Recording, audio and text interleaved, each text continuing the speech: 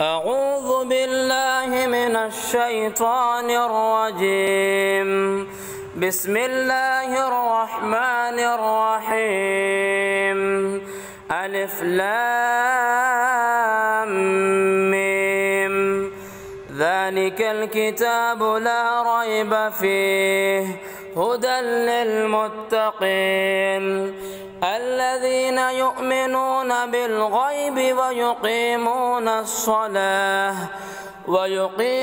الصلاة ومما رزقناهم ينفقون والذين يؤمنون بما أنزل إليك وما أنزل من قبلك وبالآخرة هم يوقنون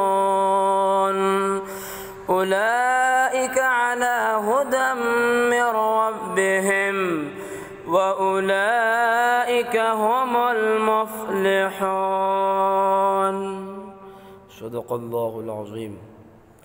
محترم سامعین کرام، السلام علیکم ورحمۃ اللہ تعالی وبرکاتہ۔ آپ حضرات کے سامنے قرآن مجید کی تلاوت کی گئی سورہ بقرہ۔ ہمارا جو ارادہ ہے وہ یہ ہے کہ پہلے کلام مجید کی تلاوت کر کے آپ تمامی حضرات جو قرآن مجید پڑھنا نہیں جانتے یا پھر جانتے ہیں لیکن اس کا ترجمہ سیکھنا چاہتے ہیں، مختصر تفسیر جاننا چاہتے ہیں، تو ان کے لیے ہم حاضر خدمت ہیں اور ہم اپنے اس سلسلے کو شروع کرنے جا رہے ہیں۔ اللہ کی بارگاہ میں دعا کرتے ہیں کہ مولا خیر و عافیت کے ساتھ یہ کام کرنے کی توفیق عطا فرمائے۔ تو آج ہم سورہ بقرہ سے آغاز کر رہے ہیں۔ قرآن مجید کی تلاوت کر لی گئی،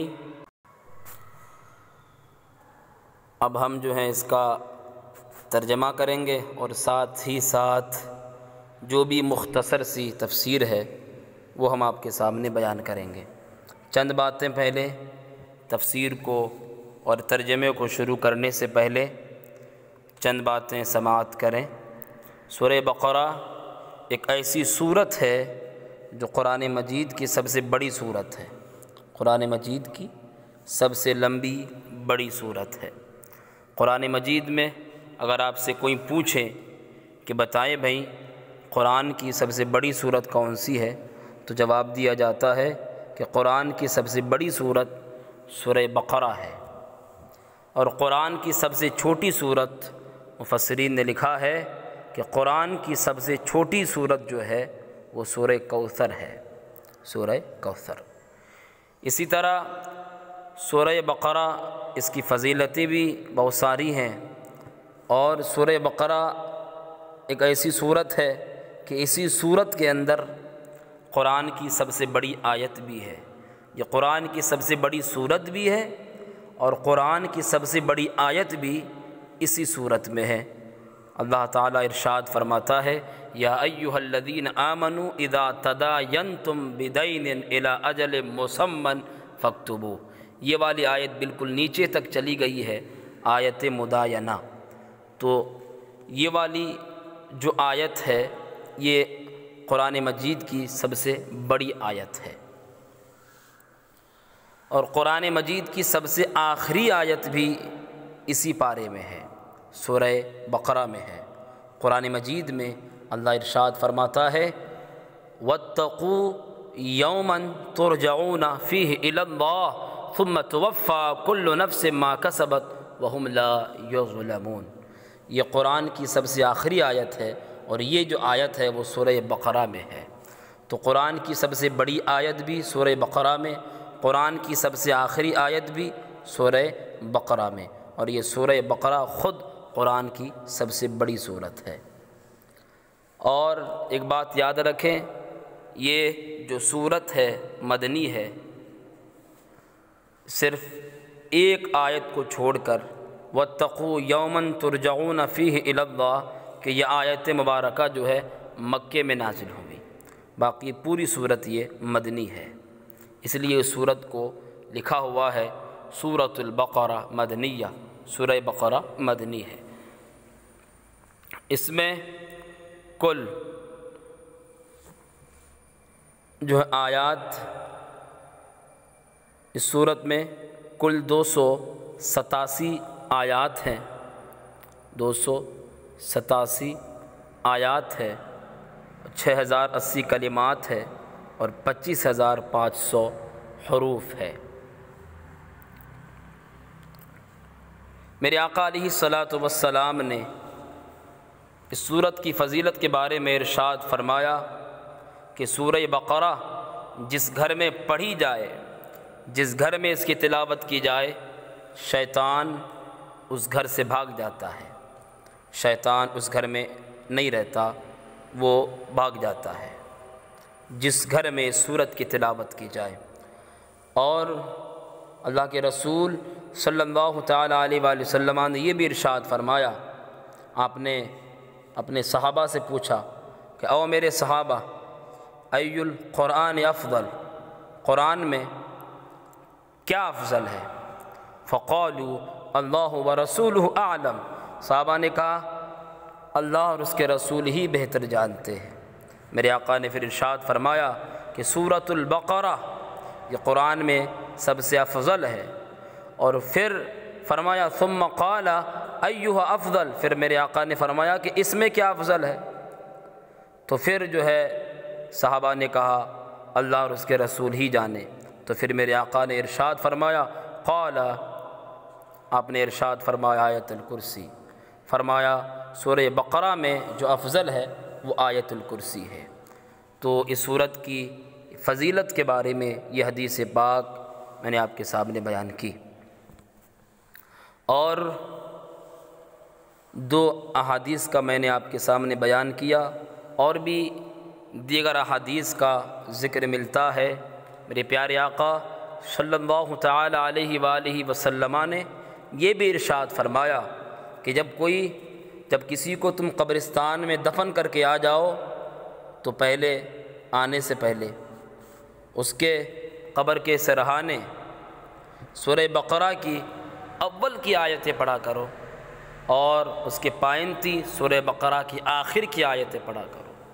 اور پھر یہ بھی روایت میں ہے کہ جب کوئی یہ چاہے کہ وہ قرآن نہ بھولے بلکہ قرآن اس کو یاد رہے، تو اس کے ایک عمل یہ بتایا گیا کہ وہ سوتے وقت سورہ بقرہ کی اول کی آیتیں اور پھر سورہ بقرہ کی جو آیت الکرسی سے لے کر جو وہ آیتیں وہ پڑھا کریں، اور پھر سورہ بقرہ کی جو آخر کی آیتیں ہیں وہ پڑھا کریں، یعنی مکمل 10 آیتیں اس میں ہیں۔ تو فرمایا اگر یہ کوئی سوتے وقت اگر یہ کوئی عمل کر لیں تو پھر وہ بندہ قرآن نہیں بھولے گا انشاءاللہ عز وجل۔ تو یہ چند باتیں تھیں میں نے آپ کے سامنے بیان کی۔ اس سورت کا نام بقرہ رکھا گیا، جس سورت کا نام بھی جو نام رکھا گیا جس سورت کا، اس کی کوئی نہ کوئی وجہ ہے۔ اس سورت کا نام بقرہ رکھا گیا، اس کی بھی وجہ ہے کہ اس سورت کے اندر ایک جگہ آیا ہے بقرہ کا ذکر، بقرۃن کا معنی گائے ہے، اس سورت میں ایک جگہ گائے کا ذکر آیا ہے۔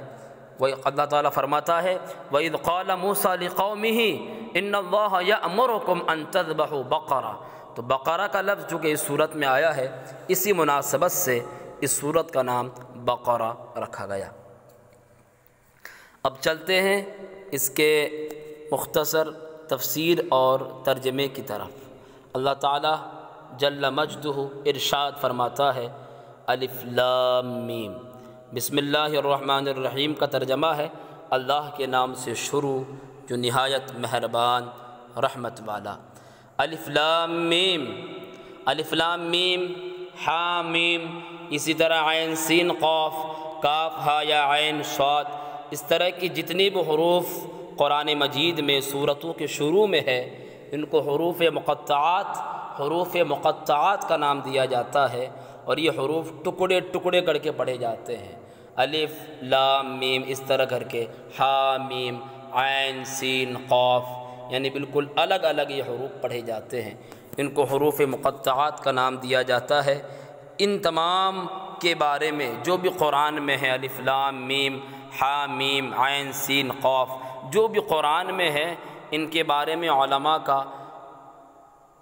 علماء کے جو ہے مختلف اقوال ہے، لیکن صحیح قول یہ ہے اللہ اعلم بمرادہ، ان تمام سے اللہ تعالیٰ کی مراد کیا ہے وہی جانے اور اس کا رسول جانے اس کی عطا سے۔ تو اس سے مراد کیا ہے اللہ ہی جانتا ہے، الف لام میم ہے یا اس طرح سے جتنی بھی سورتوں کے شروع میں اس طرح سے جو حروف آئے ہیں ان سے مراد کیا ہے اللہ ہی بہتر جانتا ہے، اور اس کے رسول ہی جانتے ہیں اس کے عطا سے۔ تو اہل سنت و جماعت کا ان تمام کے بارے میں یہ قول ہے۔ ذالک الکتاب لا ریب فیہ، وہ بلند رتبہ کتاب کہ شک کی گنجائش نہیں، جس میں شک کی کوئی گنجائش نہیں، وہ کتاب کہ جس میں کوئی شک نہیں۔ تو ذالک الکتاب، وہ کتاب لا ریب فیہ، جس میں کوئی شک نہیں۔ اعلیٰ حضرت نے ترجمہ فرمایا وہ بلند رتبہ کتاب کہ شک کی کوئی گنجائش نہیں۔ اب ذالک الکتاب، وہ کتاب جس میں کوئی شک نہیں، اس کے بارے میں کہا جاتا ہے کہ اللہ تعالیٰ نے اپنے حبیب سے ایک کتاب کا وعدہ کیا تھا۔ تو جب یہ قرآن مقدس اللہ نے اپنے محبوب پر اتارا تو فرمایا محبوب ذالک الکتاب، یہ وہی کتاب ہے کہ جس کا ہم نے آپ سے وعدہ کیا تھا، لا ریب فیہ، اس میں کوئی شک نہیں۔ یعنی جب کفار نے اس بات پر شک کیا کہ یہ جو ہے اللہ تعالیٰ کا کلام ہے، اس پر شک کیا کہ یہ اللہ کی طرف سے نہیں ہے، یہ تو محمد بن عبداللہ کی گڑی ہوئی باتیں ہیں، یہ خود اپنی طرف سے بنا کر پیش کرتے ہیں، تو پھر اللہ تعالیٰ نے فرمایا کہ یہ اللہ ہی کی کتاب ہے، یہ میری ہی کتاب ہے، اس میں کوئی شک نہیں، یہ کتاب اللہ کی طرف سے ہے۔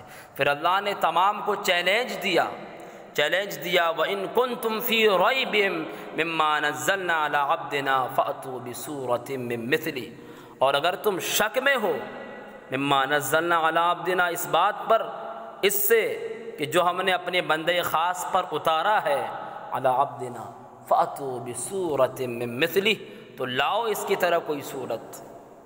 تو اللہ تعالیٰ نے چیلنج دیا اور فرمایا اگر یہ کہتے ہو کہ کسی بندے کا کلام ہے تو لاؤ کوئی صورت اس کی طرح بنا کر۔ پھر آگے فرمایا فَأْتُوا بِسُورَةٍ مِّن مِّثْلِهِ وَادْعُوا شُهَدَاءَكُم مِّن دُونِ اللَّهِ إِن كُنتُمْ صَادِقِينَ، اور تم اللہ کے علاوہ اپنے تمام حمایتیوں کو بلا لو اگر تم سچے ہو۔ پھر اللہ نے یہ بھی فرما دیا فَإِن لَّمْ تَفْعَلُوا وَلَن تَفْعَلُوا، تو اگر تم نہ کر سکو وَلَن تَفْعَلُوا، اور ہرگز نہیں کر سکو گے۔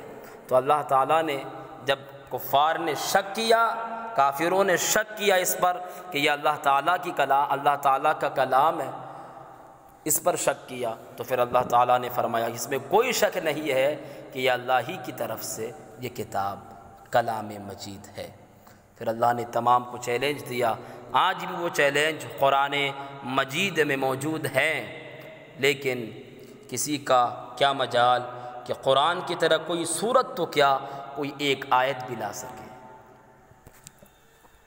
لا ریب فیہ، اس میں کوئی شک نہیں۔ ھدی للمتقین، یہ ہدایت ہے، قرآن ہدایت ہے، یہ کتاب ہدایت ہے، للمتقین، ڈر والوں کے لیے، متقین کے لیے، پرہیزگاروں کے لیے۔ متقین کی پھر اللہ تعالیٰ نے صفت بیان فرمائی کہ متقی کون لوگ ہیں، کس کے اندر تقوی ہے۔ تقوی کی بعض حضرات نے علماء حضرات نے الگ الگ تعریفیں بیان کی ہے۔ بعض نے کہا کہ تقوی یہ ہے کہ آدمی گناہ صغیرہ اور گناہ کبیرہ سے بچے۔ بعض نے کہا کہ تقوی یہ ہے کہ آدمی خود کو بڑا نہ جانے بلکہ ہمیشہ چھوٹا سمجھتا رہے اور اپنے آپ کو حقیر سمجھے دوسروں سے، اور دوسروں سے اپنے آپ کو بڑا نہ سمجھے۔ تقویٰ یہ ہے کہ آدمی جو ہے گناہ صغیرہ، گناہ کبیرہ اور شرک کفر سے بچتا رہے۔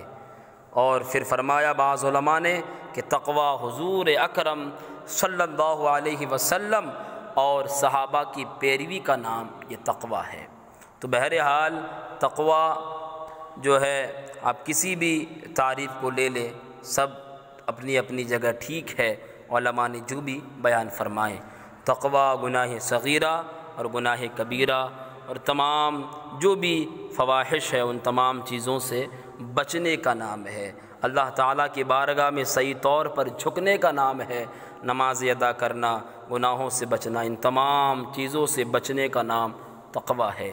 اور اس امت میں سب سے بڑے تقوی دار حضور اور انبیاء علیہم السلام کے بعد، ہمارے نبی کے بعد اور تمام انبیاء کے بعد اس امت میں اگر کوئی سب سے زیادہ تقوی دار ہے تو وہ حضرت ابو بکر صدیق رضی اللہ تعالی عنہ کی ذات کریمہ ہے۔ اللہ نے فرمایا الاتقى وسيجنبها الاتقى، اللہ تعالیٰ نے حضرت ابو بکر کو اتقیٰ سے پکارا ہے کہ ابو بکر اتقیٰ ہے، یعنی سب سے زیادہ پرہیزگار ہے۔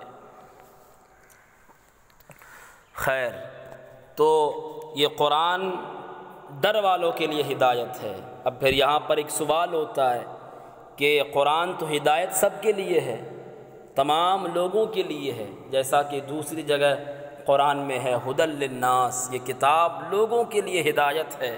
پھر اس کا کیا مطلب کہ متقین کے لیے، پرہیزگاروں کے لیے ہدایت ہے؟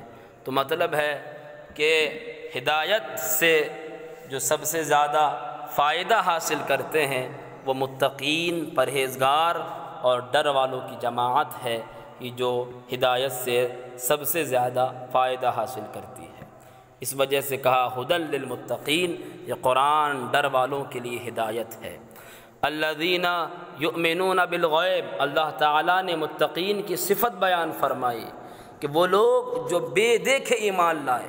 الذین یؤمنون بالغیب، جو بے دیکھے ایمان لائے۔ الغیب کی ایک تفسیر یہ بھی ہے کہ دل سے ایمان لائے، جو اللہ تعالیٰ پر دل سے ایمان لائے، اور جو بھی چیزیں ایمان لانے کی ان تمام پر دل سے ایمان لائے، بے دیکھے ایمان لائے۔ وَيُقِيمُونَ الصَّلَاةَ، اور نماز قائم رکھیں۔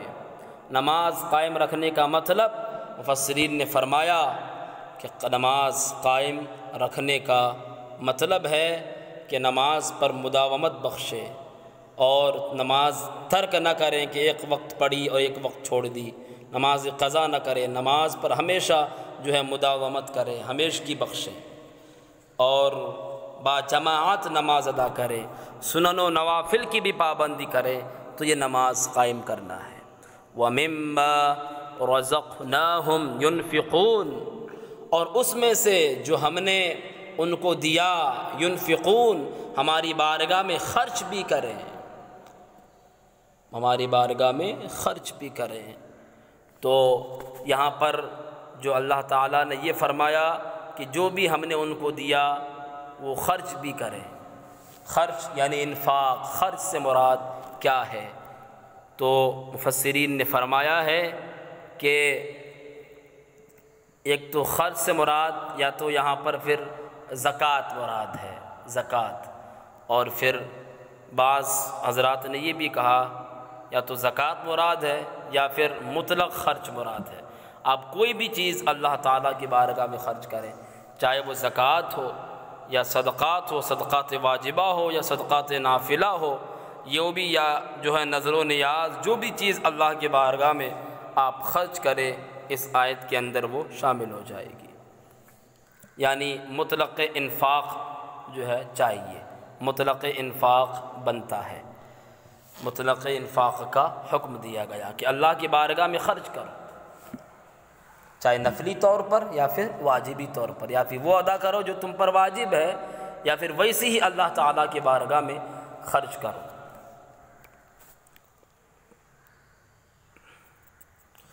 وَالَّذِينَ يُؤْمِنُونَ بِمَا أُنزِلَ إِلَيْكَ وَمَا أُنزِلَ مِن قَبْلِكَ، اور وہ لوگ جو ایمان لائیں اس پر، انزل الیک جو تمہاری طرف اتارا گیا، وما انزل من قبلک اور جو تم سے پہلے اتارا گیا۔ تو مراد جو مخاطب ہے وہ ہمارے نبی کریم علیہ الصلاۃ والسلام ہے، اور جو ایمان لائے جو تمہاری طرف اتارا گیا اس پر، تو ہمارے حضور پر اتارا گیا یہی قرآن مقدس، اس پر ایمان بھی ضروری ہے اور عمل بھی ضروری ہے، دونوں چیزیں ضروری ہے۔ وما انزل من قبلک اور اس پر بھی ایمان لائے جو تم سے پہلے اتارا گیا۔ حضور سے پہلے توریت اتاری گئی، انجیل، زبور، یہ تمام کتابیں حضور سے پہلے اتری، تو ان پر بھی ایمان ضروری ہے، لیکن ان کتاب پر ایمان ضروری تو ہے لیکن عمل ضروری نہیں ہے۔ عمل قرآن ہی پر کرنا ہے، باقی ایمان جو ہے سب پر لانا ہے اور سب پر ایمان رکھنا ہے۔ وَبِالْآخِرَةِ هُمْ يُوقِنُونَ اور آخرت پر یقین رکھے، آخرت پر یقین رکھے۔ آخرت جب اللہ تعالیٰ نے فرمایا تو اس میں آخرت میں جو بھی چیزیں ہیں وہ تمام شامل ہو گئی، جنت ہے، دوزخ ہے، اور قیامت ہے، پل صراط ہے، عذاب اور میزان، یہ تمام آب کوثر، یہ تمام چیزیں جو ہیں شامل ہو گئی، تمام پر ایمان ضروری ہے، یقین ضروری ہے۔ وَبِالْآخِرَةِ هُمْ يُوقِنُونَ اور آخرت پر یقین رکھے۔ اب اللہ تعالیٰ نے جب یہ تمام چیزیں بیان فرما دی تو اب فرمایا اگر یہ تمام چیزیں جو بیان کی گئیں ان پر کوئی عمل کر لیں، ایمان لائیں، نمازیں قائم رکھیں، اور اگر اللہ تعالیٰ کی بارگاہ میں خرچ کرنے کے لائق ہیں، غربا، مساکین، فقیروں کی مدد کرنے کے لائق ہیں، اللہ تعالیٰ کی بارگاہ میں خرچ کریں، اگر اس کے لائق ہے تو خرچ بھی کریں، اور پھر ایمان لائیں قرآن پر بھی، قرآن پر عمل بھی کریں، اور پھر جو قرآن سے پہلے جو کتابیں اتری اس پر بھی ایمان لائیں، آخرت پر یقین رکھے، تو پھر اللہ تعالیٰ نے فرمایا اولئک علی ھدی من ربہم، یہی وہ لوگ ہیں جو اپنے رب کی طرف سے ہدایت پر ہے، یہی وہ لوگ ہیں جو اپنی رب کی طرف سے ہدایت پر ہے۔ وَأُولَئِكَ هُمُ الْمُفْلِحُونَ اور یہی لوگ کامیاب ہیں۔